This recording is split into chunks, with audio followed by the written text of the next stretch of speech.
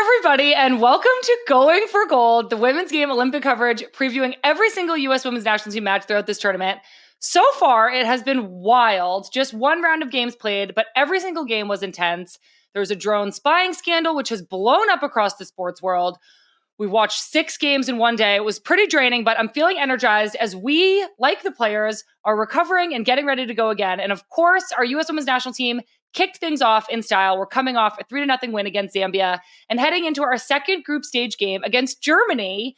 I am so thrilled to be joined by my former Man City teammate and friend, current Bayern Munich midfielder, Euros champion with the Lionesses, our resident Germany expert, Giulia Stanway. Thank you for being here with me today. Thank you so much. Thanks for having me. I am so excited to talk to you. I have been thinking about how I feel like you're going to giggle at me throughout this whole episode. Already I'm giggling. It's making me laugh. I know. I don't know why. I've never seen you this serious before. I know. This is my job now, Giulia. I know. I'm so proud of you. Oh my gosh. Thank you. I'm so proud of you too. We're going to have fun on this. So if you're watching this on YouTube, please make sure that you're subscribed and that you have your notifications turned on. This podcast is brought to you by our good friends at Allstate, who do so much for the game in the US.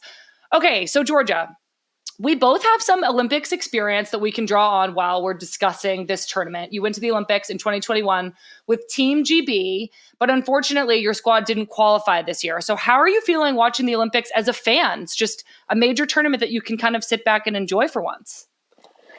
Yeah, I mean, you're talking as if it's like really positive, whereas I'm watching and I'm so annoyed that we're not there. Yeah, I think sometimes it's actually harder to watch when you're not there. But no, it's been cool. The games have been cool so far, and I think the Olympics is special because it's not only football, it's everything else, and it's like, yeah, how sport just comes together. I know, I agree. Are you really excited to watch any other sports?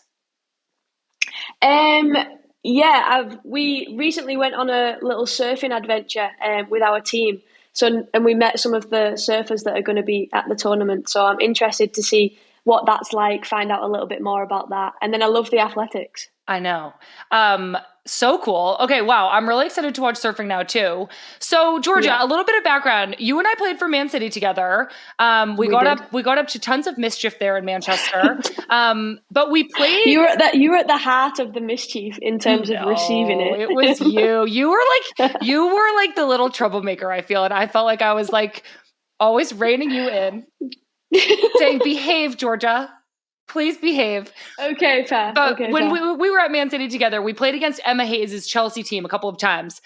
Here in the U.S., we're really inspired and we're excited about Emma Hayes' arrival with our U.S. women's national team. So I wanted to ask you how you're experiencing her arrival to this U.S. team. She's a really familiar face to you as an English player. What are your feelings about Emma and about her coaching the U.S. team? I think it's cool, you know. She was so successful in England. She was so successful with Chelsea. Like, we hated playing against Chelsea, and we also hated the fact that Emma was on the sideline. But I think we hated her because she was so good at what she did. And yeah, it's so good to see the fact that she wants to make this step. And I think the only sad part about it is that she will actually be missed in the English league. Yeah, I know. I agree with that for sure. I think it's one of those things, like her presence in that English league was so positive. I mean, Chelsea annoyingly just seemed to win the league every year. But we're so excited to have her. I think she's bringing a lot to this team. And from what we've seen so far, she's had a really positive influence. We're going to talk a little bit more about that later in this episode. I do want to talk about your connection to Germany. Why did we have Giulia Stanway on this particular episode? You're not German, but you play your club football in Munich for Bayern Munich. So we're going to pick your brain about everything you know about this German team that's facing the U.S. tomorrow. First things first, do you have a soft spot for Germany since a lot of your teammates play for them? Like, are you cheering for Germany? I mean, I have a soft spot for individuals, but yeah, maybe I was cheering for Australia yesterday. What individuals do you have a soft spot for? Just my teammates. I just want them to do really well. I want them to be in good mood, good vibes. And yeah, I want them to be successful because I feel like success creates momentum. So if they can bring the momentum back to club, then that allows us to be successful. Yeah, that's actually a really good point. Do you feel like your national team success in 2022, winning the Euros with England, Do you think that led to some of those English teammates bringing a lot of that momentum back to their club environments and kind of that elevated them as players in a different environment? Yeah, for sure. And I think it's both on and off the pitch. So I think on the pitch, you just continue with where you've left off. So like you kind of never really hit a low because you're always riding the high. So luck's on your side. You might make a pass and it'll go there because, yeah, other days it won't go there. But because you're on such a high, the pass goes there for some reason. I know what you mean. You're like manifesting success. So everything just bounces your way. Things just happen. Yeah.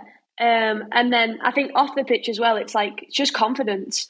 Like, yeah, sometimes you can get a little bit caught up with off the pitch, but people want you. People know who you are. You're walking around the streets and people are congratulating you. And I think it leaves you on that high and you never really get like the tournament blues. Wow. Okay. So Germany and the US are in Group B together with Australia and Zambia. The US beat Zambia 3-0 on Thursday and Germany beat Australia 3-0. Did anything stand out to you about either of those games? Did anything surprise you? Yeah, Germany played quite long ball football. Their playing style has changed a little bit, and I think you can see from the goalkeeper, Anne, her distribution's incredible, and they've scored so many goals just from that sole distribution. Yeah. And I think that with the US game, they had so many chances. Like the first half was crazy. Like it could have easily been like 6-7-0. I know. The first 10 minutes were crazy. Like we hit the crossbar a couple of times. I want to get more into what you said about the Germany-Australia game a little bit later, but we are going to start with this US team, what we learned about the team from this game against Zambia. And kind of what you're saying, Georgia, heading into the game, one of the major topics of concern about this US team was our lack of ability to like score in the send-off games despite that creation of so many chances. We had 2 send-off games in the last couple of weeks, and against Costa Rica just last week, we created 26 shots, but we scored 0 goals. We also had like 16 corners. It was crazy that we weren't able to score after creating so many opportunities. We did put 3 of them away against Zambia. Trinity Rodman scored and Mal Swanson scored twice. So my question for you, Georgia, is you've obviously been in games before where the team just can't seem to find the back of the net. And I know how frustrating that is. I'm sure you know how frustrating that is. You're like an attacker at heart. So how does it feel in a moment when you finally break through and that pressure kind of gets relieved and you are able to score that first goal? Yeah, it's massive. I think it's just breaking the deadlock. And like you can create so many chances and you can have so many good moments. You can have so many passes in the final third. But it just takes one to go in the back of the net. And I think if you just continue to ride it out, it's going to happen at some point, whether it's the first minute, the 90th minute, but you just don't have to rush. You don't have to force anything. But yeah, as soon as that goal goes in, it's like a relief. It's like, okay, we're okay now. Now let's get the second one so that we can settle down even more. Yeah, well, that's exactly how it felt when Trinity Rodman scored that first goal against Zambia. Like this, and what a goal, by the way! I know it was this huge weight off shoulders. Ridiculous. Tell us more about what you saw in the goal. The turn. She leaves both defenders for dead. Honestly, the defenders are still traveling forward, and she's gone in the opposite direction. That's pure like individual like special moment. It really was. We've coined that the Trin spin. Have you heard that? No, I've never heard that. Well, it's a new move coined by Trinity Rodman. But yeah, totally agree, Georgia. It's like I think as I was growing up, whenever you're kind of the favorite team, the longer it takes you to score, the harder that gets. And I remember my coaches on all my teams throughout my career have always said like, if you wait until the 60th minute, the 70th minute, the 80th minute, it gets harder and harder because the other team almost gets this like belief that you're not going to score, and they start playing desperately and like sliding to make saves. And Zambia had that energy at the beginning. They had like 2 goal line clearances, but I think like you said, once that first one goes in, it's kind of like when the pilot turns off the fasten seatbelt sign after turbulence. And the light goes off and everybody's like, oh my God, thank God we're not going to die. And this huge weight gets lifted off of everybody's shoulders. So Trinity scored, then quickly Mal Swanson finished 2 of her own. And I feel like from there, the game was pretty much decided. Yeah. Things definitely slowed down in the second half, but I almost was like, it's fine. I know some people were frustrated. We should have scored more goals. Zambia was down a player, but I felt like we made some subs. We conserved some energy for the next game, which is already coming up upon us so quickly. And that's been one of the things a lot of people are talking about with an Olympic tournament, Georgia. It's like the pace of the games comes so hard and fast. So when you were at the Olympics, how did you handle your recovery in between the games with only 2 days off in between? It was difficult, but I think you've just got to do what your body feels. Like in 2 days, there's not so much that you can do. You don't need to force anything. I think, the day after the game, you just want to do absolutely nothing. And then the day before the game is like just topping it up to make sure that you can go again. It's literally, you can't do too much. You can't do, you're better off doing nothing and just playing the games, basically. Yeah, actually, true. I feel like you're not going to get much out of training at that point, and hopefully you've done a lot of the work ahead of time. Do you have just confidence then? Yeah, totally. And like, I think chemistry, and is everybody on the same page and clicking and feeling good? Do you have like a go-to recovery? Is it like a meal, like a modality? Do you like to go for a walk, take ice baths? Like, what do you like to do? Sleep. Honestly, within seconds, I'll be asleep. That's my go-to. Whenever there's like early morning recovery, I'm like, oh, my recovery form is sleep. So my alarm is automatically later. Oh my gosh, that's incredible. Yeah, sleep, that's my excuse. Sleep is like the most effective form of recovery. I am not playing anymore, and I still take my sleep so seriously.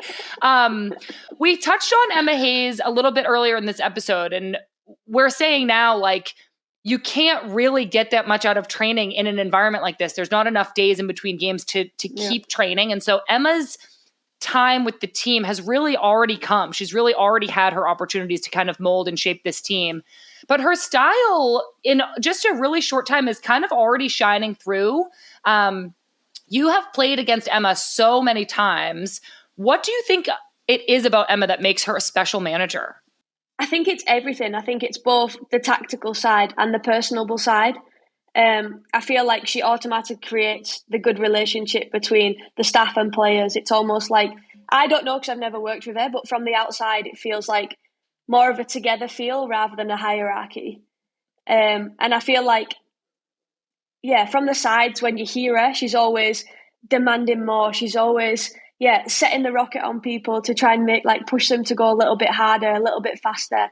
And it's almost like a mentality thing. And I feel like that's so good for the US team because obviously they've had a little dip. Obviously there was some changes in the team. There was transition phases. Now she's come in and it's like, boom, like go and express yourself. Go and be whoever you want to be. You can play your own individual style and she's going to back you the whole way. Yeah, I think I love that answer so much. It's such great insight into how it might feel to play for Emma. When you think about tactically having played against Chelsea so many times and now looking at this U.S. women's national team, can you identify like a hallmark or like an obvious thing that would point to, oh, this is an Emma Hayes coached team? You have to use the speed of the front three. Oh my gosh. So you have to go direct. We have that. Yes. I feel like you can go more direct. You can use the space that the opposition gives you in behind, whether it's the first pass and then going a bit longer. But I think you have to use that pace because it's unstoppable. This is good news, Georgia. This is good news to me. Well, you touched on this briefly, but to us in America, a 3-0 result, I think feels like we're starting off on the right foot. And as you all would say in England, like the U.S. has always really backed itself. We've been a team that's had a lot of success. We play with a lot of confidence. But you're somebody who's English. You play your club football in Germany. I'm curious how the U.S. team is perceived from the outside now. Like, of course, the narrative over the past couple of years has maybe been that this U.S. team isn't as feared as we used to be. Do you think that's true? And like, how do you see the U.S. team these days? I think it's still true, as in like everybody should still fear the US because of what they've done in the past. There's a reason why you guys won for so long consistently, and the reason why you got to finals. I still think there's that fear, but I think it changed slightly when we was in Australia. But I think that's also because you went through the transition phase. So a lot of the players that had been involved in the trophy lifting had kind of left, and it was the young ones coming through. And I think with Emma Hayes, yous are going to be dangerous. So I think everybody has to fear you, for sure. Oh my gosh. And it's the US. How can you not? I kind of agree. I mean, I think, and we've heard Emma Hayes say this recently, like she said this quote the other day, like there are no shocks in women's football, meaning we're all kind of operating off of this more even playing field from the beginning. I think 20 years ago, 10 years ago, the US was getting invested in a lot more than other countries. And now it's a good thing that a lot of other federations are taking their women's teams really seriously and giving them a lot of resources and opportunities. But I, just from like my experience being a part of the US women's national team, the mentality and the intensity there in that training environment is unlike anything I've ever experienced anywhere else. So I still have this sense of like, we can do anything. And I still really believe in the team. If you and your England team were going to play against the US right now, who from the US do you think would take up most of your attention in the scouting report? Like we've talked a lot about our front three. How do you think that your England team would try to solve and defend against that? Yeah, well, I'm thinking back from when we played you guys at Wembley not so long ago, and the threat that we spoke about is the front three. I think the back line is like it's really good, but I think we've also got a really good front line where we can press, we can try and win the ball back, we can try and regain it, and we can try and put them under as much pressure as possible. In the midfield, it's just 3 for 3. So it's who has the best individual game, whether you can win your 1v1 battles. And then as much as I back our back line all day long, we won't. But it's the split moments where your front three are rapid. It's crazy. And no matter who is on our pitch, it's unstoppable. When the defence have got to run backwards and your players are able to run forwards, it's really, really difficult to defend. Like I know that our defenders did an unbelievable job that game, but I know that afterwards it was like a whew. Yeah. I know. I see this US team really, I mean, sometimes in the media, like talking about developing beyond that. Like we're not just a fast front three. We're not just our athleticism. We're not just our mentality. Agree. But I agree with you, Georgia, that we also like we can be that and more, and we are. So I really appreciate our outside backs getting involved in the attack. I really appreciate the solidness that our center backs give us. Sam Coffey playing out of the 6 and distributing. The midfield fluidity and versatility, Rose Lavelle dribbling and carving up defense. But kind of this thing that like you need a lot of tools in your toolkit, and we still have an incredible front three. And it's like, if something isn't working, we can fall back on that and rely on that always, because those front three are so good 1v1. They are so fast. They are so clinical around goal. Yeah. And so it's like they complement each other. Totally. So it's like you've got Rose with the flair, then you've got Lindsay Horan that's just going to absolutely bully everyone. She's got the power. She's got the strike. Then you've got the front three that are going to run in all directions. You can see the technical ability that they've got with Trinity's goal. Like it's not just about speed, but it's using your speed. Totally. I totally agree with you. Even, especially in that Zambia game, Sophia Smith and Mal Swanson kind of switching positions at times. Like on Mal's goals, she was in the center of the field, and Sophia Smith had started the play out wide. So that kind of fluidity and versatility and the interchange of the front three is so hard to defend. So I actually really appreciate you pointing that out as a strength that we don't have to solely rely on, but that we should always have to fall back on. Yeah, for sure. But it's like when you look in our team, our wingers are so special. Like we know exactly what we're going to expect from Lauren Hemp. For example, she's going to get at the defenders. She's going to want to come inside and outside. And I feel like sometimes your wide players are actually the most important players on the pitch because they're the people that are going to make something. They're the people that are going to be, when everybody's fighting in this corner, they're going to be over there waiting for their moment. Yeah. So sometimes they're actually the game changers without, realizing. Yeah. Georgia, you play with a lot of these German players on your club team, Bayern Munich. How would you describe just the German approach to football? I'd say they're beasts. They're so robust. They're so strong. I think they're direct. I don't necessarily think they're going to play too much around the back or play through the middle. I think they're going to be more direct in terms of just going straight forward.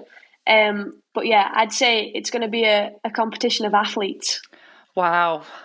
That's what the Olympics are for, isn't it? Do you see that directness as possible because Germany's goalkeeper, Ann-Katrin Berger, who is actually playing right now in the NWSL for Gotham, because of her ability to distribute so well, both short and long, do you almost see that as the Kickstarter for just direct-to-goal play, that she can kind of ping somebody on a dime?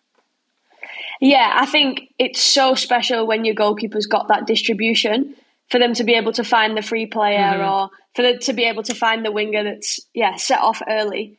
But I also think it's personnel. Lea Schüller is in our team and she's incredible in the air. So I would say, I shouldn't be telling you this actually, because maybe I need to support my teammates.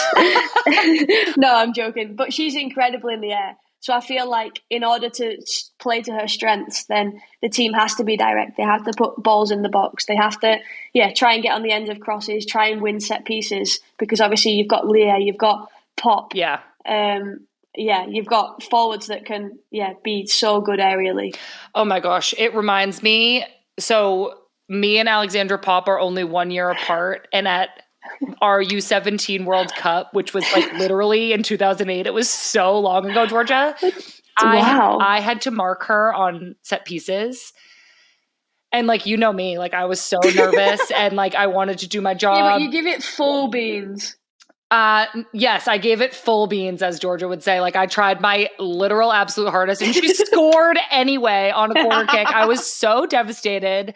I'm like pretty sure we lost. I don't really remember like all the details, you guys. It was literally, that's funny. How long ago was that? Do you know what? 16, it's a movement. 12 years ago? It's a movement. Yeah. She literally takes like 2 meters to the side or 2 meters backwards and she just comes over you. Yeah. It was incredible then. It's incredible now. She is such a beast. We're going to get more into Germany's set pieces and key players in just a minute. But I want to just look back because this German national team has a really rich history. They won back-to-back World Cups in 2003 and 2007. The only other team to win back-to-back World Cups besides the U.S. women's national team in 2015 and 2019. Just drop that in there. Had to, Georgia. This is a U.S. women's national team podcast. Germany have won the European Championship 8 times. They were Olympic gold medalists in 2016. But they haven't had that much success in the most recent world tournaments. They failed to qualify for Tokyo in 2021, and then they exited the World Cup in the group stage last summer. They had a coaching change late last year with Horst Hrubisch coming in to coach. So my question, Georgia, is from your perspective, how can a coaching change actually kind of bolster and lift a group like this who haven't had the success recently that is kind of historically expected within their program? Oh, wow. Good question. I think he's not the most tactical. I know this. He's more of a motivator. He's more of giving the girls the freedom, letting them express themselves. And I think you can see that on the pitch. The wingers know exactly what they want to do every time they want to go 1v1. They've got the confidence to do that. They've got the creativity to do that. And obviously that must come from the manager. Because not like sometimes if you had a manager that says, okay, you have to pass to the side or you have to pass inside, then that's something that you consciously do. Yeah. Whereas I feel like if the manager says, go, like I back you, I trust you, go 1v1, I feel like they do it. Yeah. I've talked about this a little bit recently. It's a similar feeling I'm getting from Emma where it's like, she's actually encouraging mistakes and she's like, try it. Yeah. You're on the field for a reason. I trust you. Try it. I'm not going to yank you off. It's almost, I feel, and I don't know a ton about this German team or where they're at right now, but it seems like it's enough of a change to make everybody believe again. And maybe part of the reason they had such a strong start against Australia. Yeah, for sure. And I think they've experienced like the downfall. And I think obviously it's probably similar to the US national team. You experience the downfall and you don't want to experience that again. Mm-hmm. So it's almost like you want to do as much as you can together as a team to, just to try and get a better feeling in the next tournament. For sure. Well, part of the downside before this tournament, a huge blow came to this Germany team just weeks ahead of the tournament, like barely, just honestly felt like days ago. Lena Oberdorf was injured in a Euro qualifying match, tearing her ACL and MCL. Lena's just signed to come and play at Bayern. She signed just before her injury. How much do you know about her? How much have you played against her? What do you know about her as a player? Yeah, so we actually started pre-season before the national team break. So I got about 7-10 days with her. And yeah, she's a machine. She puts in full effort in training, goes hard. She wants to battle, but she's also good on the ball. She can move the ball. She can find the spaces. She can play forward. And when we played Wolfsburg, obviously in the last 2 seasons, she was always the threat. She was the player that we wanted to neutralise. We made sure we got pressure on her 24/7 and that we could try and kill the way that she played because she was so influential in that team. And it was a big move. So I think she's the first player to go from Wolfsburg to Bayern. A few players have gone the other way around, but she's the first player to do that like directly. So yeah, it was a real big statement. It was like the tables are turning. We've won the league for the last 2 years. Before that, it was always Wolfsburg. So it almost felt like the tables have flipped. So yeah, I'm incredibly upset for her because I know that it's so hard when you're joining a new team and you just want to go and prove yourself. You want to get the respect from the girls and show how good of a player you are. And obviously, it's just bad timing. Yeah. New to a team, you don't really know where you are. It's going to be a new medical department. But yeah, she's got the support from all of us. We've got world-class medical staff so that we know that she's in a good place. But yeah, I'm a little bit gutted that I won't get to play with her this season. I know. I'm gutted for her, for you, for all of us who wanted to watch her at this summer's Olympics, for Germany, who will definitely miss her. It's a huge loss, but they were able to win their first game against Australia 3-0. Pretty dominant performance. They scored 2 goals off of corner kicks. Honestly, like against kind of a flat-footed Australia, Georgia, it was like one of those moments where Australia was kind of like looking around, like who was supposed to be marking that, and like nobody. Yeah. They just looked a little bit flat-footed, but from Germany's perspective, they couldn't have written it better. A strong first game is really, really key to setting teams up for success the rest of the tournament. And I want to ask you a little bit about that. Like, there's all this anxiety that exists at the start of a tournament, like all this buildup. Who's going to be on the roster? Okay, we finally made it. Now, what's the media saying? Now, when's our first game? And it's finally here. How important is the first game really setting your team up to have a strong foundation for the rest of the tournament? It's the most important game. Yeah, genuinely, it's the most important. Every time we go to a tournament, you have to win your first game because you build momentum. You're automatically on the front foot. Yeah, and it puts 3 points on the board because usually you only need 6 points to be able to progress. So if you've done that in the first game, then you're setting yourself up for the possibilities to get out of the group within 2 games. Yeah, it makes a huge statement to the rest of your group too. Like you're not digging yourself out of a hole; you're at the top. Yeah, you're not there to mess around. You're there to business. Yeah, we're here to win, everybody. So with the loss of Lena Oberdorf, the solution for Germany in their last game was moving Alexandra Popp deeper, kind of into like the 6. And she's the leading goal scorer for Germany with 67 goals in her international career. Popp plays for Wolfsburg, your top opponent in the Bundesliga. So how do you think moving her from that kind of goal-scoring 9 attacking position to a more defensive role will affect this Germany team? Like, did you like what you saw on Thursday? I think for me, I would always play her higher. I feel like that's where she has the most threat. Like you said, she scored the most goals. She's somebody that you don't want attacking the box, somebody that you don't want, pressing, dealing with the 6. But I mean, she can do it. And I guess in these situations where, the Olympic squad's really small, you're trying to, fit around, play your best players. And she's got the experience. She knows exactly how to win, exactly how to do it. To be honest, I would trust her in any position. But if I was the coach, I'd have both her and Lea up the top. Yeah, I know. I think luckily for Germany, they have a lot of other great attacking talent. And so this is where you're going to I'm asking you to spill the beans, George, on some players that you know really well. There were a few other standouts in the game against Australia that you play with every day at Bayern. Giulia Gwinn had 2 assists. She plays right back, but besides her incredible set piece delivery, assisting those 2 goals on the corner kicks, what else does she bring to your Bayern team that's translating for Germany right now? Like, what does she bring that's so special? I think it's her ability to get up and down that side. She wants to join in on the attack, but then she also likes to do the defensive side of it. She's got an engine. She can go all game without even, you wouldn't even know that she's been running for that long. She's one of She's those. got good dish with you. Yeah, she's one of those. Unfortunately, I didn't get those tunes. Me neither. But she's so good at putting the ball in the box. She's also probably our fullback. Yeah, she's probably one of our top goal scorers in terms of set pieces, late arrivals in the edge of the box, getting in the box as well. I think she's a real all-rounder in terms of she's got a lot of super strengths. The way you're describing her kind of reminds me of how I would describe Lucy, like Lucy Braun. Yeah, I agree. And I think it's one of them where if she's not on it on the ball, you find a way to be in the game elsewhere. Yeah. So whether you be aggressive, whether you be the catalyst, you know exactly what you're going to get from her. Wow, love that. Okay, she's definitely one to watch. Because she assisted 2 goals on set pieces, we need to pause for a second and talk about the set pieces specifically. For the US, they're going to have to do a much better job than Australia did defending Germany on these set pieces. I noticed that Australia was playing a zone, like a typical corner kick zone, but they missed some important steps in making sure that the German attacking players weren't given kind of free rein to just make runs and have free headers. Like Australia didn't really challenge for the ball. They weren't physical. They weren't trying to bump the German players off from their runs.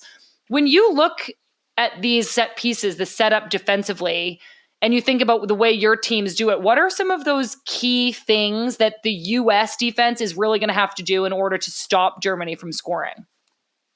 I think you need to identify the threats. So, choose the players that you think are going to be the most dangerous, and I'd assign a good header to deal with them in terms of just blocking it. You don't have to win the ball, but I think it's just making sure that that player doesn't get a free run, isn't able to take a few more steps. And then I'd say a zonal player is always good because they're free and they have the ability to attack the free ball. Yeah. So I think in order to kind of deal with someone, you need both sides of it. Yeah. Well, it sounds like Australia needs you to fly on into camp and tell them how to do that. That was so mean of me. Okay. Your other Bayern Munich teammate, Lea Schüller, scored one of the goals in the Australia game, and she's quite the rising star for Germany. She's actually our Allstate player to watch. Having scored a bag full of goals during their Euro qualifiers, if you're Emma Hayes, Georgia, what would you tell the U.S. to do to try to stop Lea Schüller? Like, what's the key to defending her? Oh, yeah, I'm actually super proud of her. I think she's really took a shot, as in since Popp's moved position, she's really been able to claim that. But Lea, watching her the other day, she had unbelievable attitude. She was pressing every ball. Anything that was like a little bit to the side or a little bit wider, she was there. She was attacking it. But I think her biggest threat is how she is in the box. I joke with her all the time when I say you're better at scoring goals with your head than your feet. But I would say her movement in the box, the way that she kind of manages to get to that back post area and the front post area, I'd say her threat was, and I'd say your defence need to, watch her movement in the box. It's special. Yeah, I feel like that will be a big task for Tierna Davidson, who's kind of our tallest defender on set pieces, on crosses. Yeah. She's really going to have to kind of be dominant in the air. Yeah. It's probably like timing because she gets some height. She has that goal really good hang time. She was freaking up there. Yeah, she's an athlete. She's, Okay, player to watch. Player to watch, Lea Schüller. Another player I took note of was Jule Brand, who was rewarded for her stellar play all game with the third and final Germany goal. It was such a great team build-up in transition. An attacking player like this will ask questions of our back line for the U.S. on Sunday, which I'm actually really excited to see them challenged in this way. Georgia, what do you notice about the Germany attack? How much have you played against Jule Brand? How dangerous is she? Yeah, she's really dangerous, alongside Clara, who plays the other side.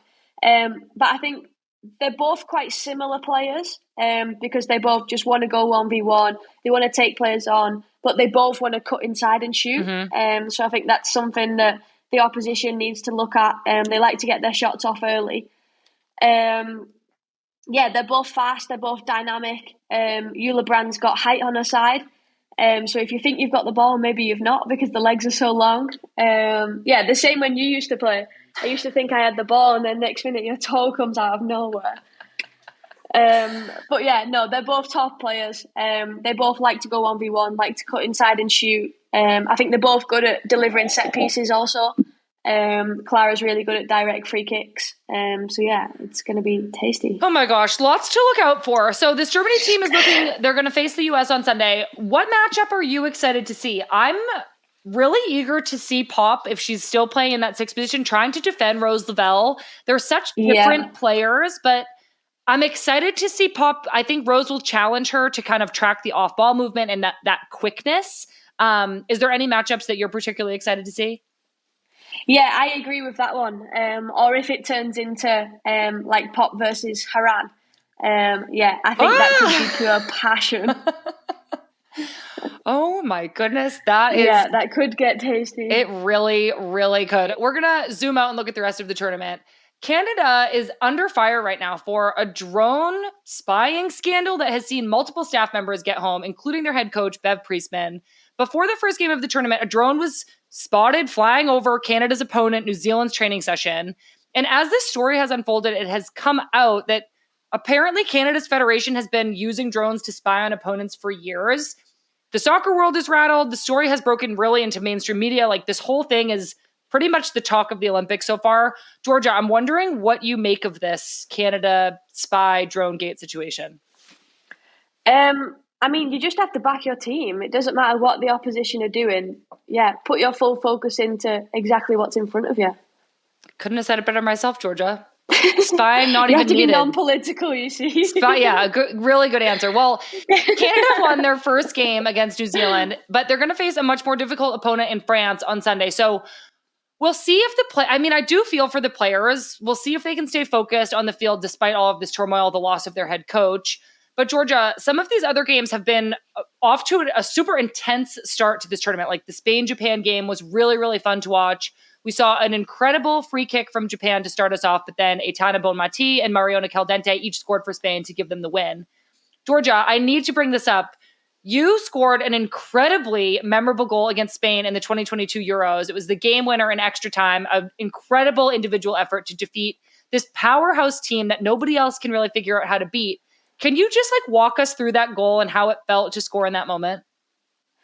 Oh, honestly, the best feeling. You describing it then, I can't help but smile. Yeah, I think it was the whole effort. So it was I think we were in the 94th minute and we just throw Millie Bright in the 9. And then within 30 seconds, the ball drops. Tooney puts it in the back of the net. Then we're at 1-1. And then we come together and it was okay, is it 30 minutes extra time? I always get this wrong. Yeah, 30 minutes extra time. And it's Serena's saying, how does everyone feel? Everyone's obviously buzzing because we've just scored. We've got the momentum. Then 10 minutes into the first half of extra time, and Kira goes down with cramp. And she's gee, I can't walk. I don't know what I'm going to do. Then 5 minutes later, I go down. I'm cramping. I'm I couldn't set off sprinting because my calves were going to go. And then we literally had this conversation a few minutes before I scored. Oh my God. And the ball dropped, and I think it might have been Tooney or it ricocheted, and then it come to Kira, and then Kira set me off in some space, and I just drove with the ball. Maybe it was 10, 15 meters. I just continued to go, and nobody came to me. And I think that kind of made my decision for me, because I usually I would play Hempo down the side and expect a cross to come back into the box, or when you're in that area of the pitch, you just expect that a centre-back's going to come to you and you've got to find the alternative. And nobody came to me, and then the defender stepped to the other side where the fullback was, and it was almost the floodgates just opened for me. And then I think that just kind of made my decision. The goalkeeper also made a step, so I just hit it as hard as I could and was happy to see it in the back of the net. And then celebrated, then come back to the halfway line. Then me and Kira looked at each other and both remembered we still had cramp. And then I think it was 5 more minutes after, and Serena, we ended up with a huddle. Serena pulled us in. She was I've got one more sub. Me and Kira looked at each other and Kira was I'm out. She was like, I can't do it. So then I had to play like another 10 minutes. Jill come on the pitch, and honestly, Jill was like the hero for 10 minutes. She ran for both me and Kira. And yeah, she was like the hero because she'd come on, she'd saved us. We physically couldn't do any more, so Jill was going the extra mile. And yeah, I think that also showed like the togetherness of the team. So it wasn't only the fact that I'd scored, it was like the whole story behind it, then the fact that, the whole story after it, and it was kind of like just a little wholesome experience. Oh my gosh, what an incredible memory. And then to just think you all went on to win that tournament. Spain just are so hard to beat, but apparently not if you have Georgia Stanway on your team. I do want to hear a little bit about what you've seen from this Spanish team and the players in recent years, like their growth, their success. Feels like it's been a long time coming, but they're just in such great form right now, winning the World Cup last summer. They're favorites for the Olympics this summer. What do you see from them that really sets them apart? Is it more like that their individuals are just so brilliant, like Aitana Bonmati? Or is it more that they just play such a beautiful team style of football? Like they're all on the same page. They all have great technical ability. They all have great vision. Like, do you think one of those is more valuable than the other? Yeah, so I think with the Spanish national team, I'd actually say it's all the individuals together, like the playing style, but then they also bring something different. So like you look at Caldente, for example, she's completely different to Aitana, but they both work within the same playing style. I think it's just impossible to defend when a team passes so much, the players get so close together, and you just end up stuck in triangles. Like it happened in the World Cup final where they're moving the ball that fast that you can't get up to it, and they're playing around you, and then you turn in, and then there's another pass, and then you turn in, and it's almost like as soon as you're a second too late, they just take advantage. So is it possible to defend them, or do you just have to rely on them not having a good day? I think a little bit of both. I think because they do play this way, that you know exactly how to defend it. Like technically they should be the easiest team to play against because you know exactly what you're going to expect. It's just whether you can actually deal with it or not. Yeah, can you actually execute defensively, be where you need to be physically, be quick enough to keep up? But that's interesting that you put it that way. You know exactly what they're going to do, but are you good enough to stop it? Yeah, literally. Like, can you get close enough? Can you? Yeah, it's crazy. But then I also think back and I'm like, their group game against Japan completely took advantage of the counter-attack. Yeah. So I think if you're strong in the counter, then maybe that's where they can get caught out because they've, maybe brought so many numbers too forward. Many players. Yeah. Okay, interesting. Is Spain your front runner for this Olympic tournament this summer? They are, yes. They are. Okay. All right. Not really a hot take, but I kind of agree with you. Spain is going to be a really tough team to beat Georgia. I do have one non-related Olympics question for you. I have to bring it up, and then we're going to wrap this up, I promise. But it's something we've covered heavily here at the Women's Game Georgia. As soon as I saw it, I was like, we've got to post about this. This is the coolest thing ever. It's your tattooing. You have been seen on social media learning how to give tattoos, like not just getting them, but giving them. Tell us all about it. Are you available to book? I mean, do you want one? I mean, from you? Yeah. Oh, wow. This is a step in the right direction. Let me hear more before I fully commit. Okay, so it's maybe been like 12 months now.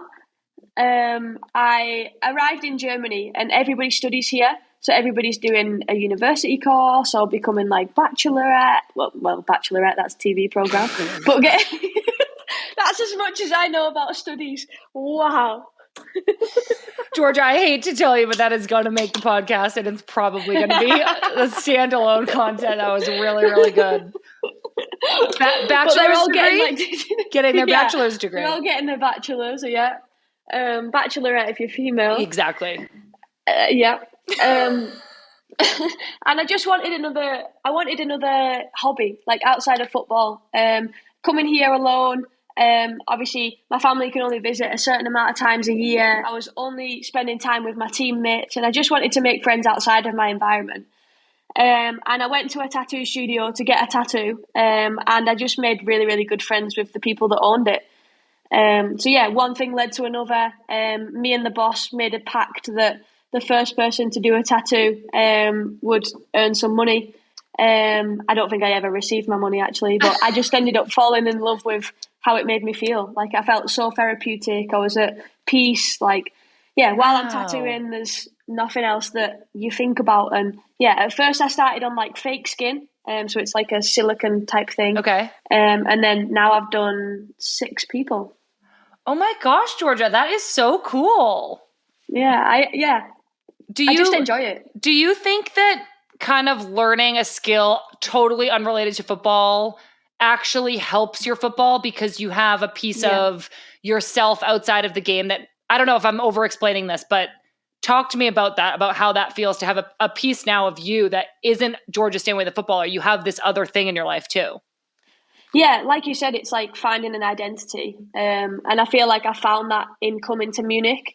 I was coming into an environment where nobody knew me, nobody could make opinions of me. And I was just able to throw myself in, say yes to everything.